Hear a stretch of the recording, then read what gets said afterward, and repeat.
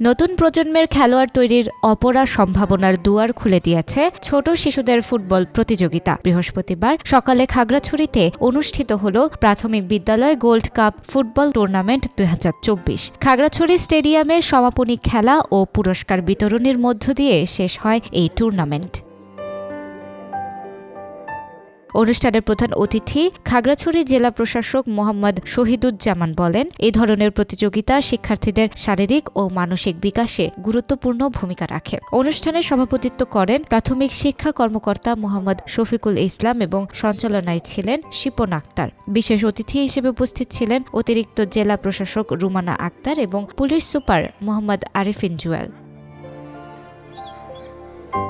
সমাপনী খেলায় বালক বিভাগে খাগড়াছড়ি সদর গাছবান সরকারি প্রাথমিক বিদ্যালয় 4-0 গোলে রামগড় পাকনাপাড়া সরকারি প্রাথমিক বিদ্যালয়কে পরাজিত করে। অন্যদিকে বালিকা বিভাগে খাগড়াছড়ি সদর বড়পাড়া সরকারি প্রাথমিক বিদ্যালয় 1-0 গোলে পানছড়ি খড়গপাড়া সরকারি প্রাথমিক বিদ্যালয়কে হারিয়ে শিরোপা জিতে নেয়। গত 5 জানুয়ারি খাগড়াছড়ির 9টি উপজেলার অংশগ্রহণে শুরু হয় এই টুর্নামেন্ট।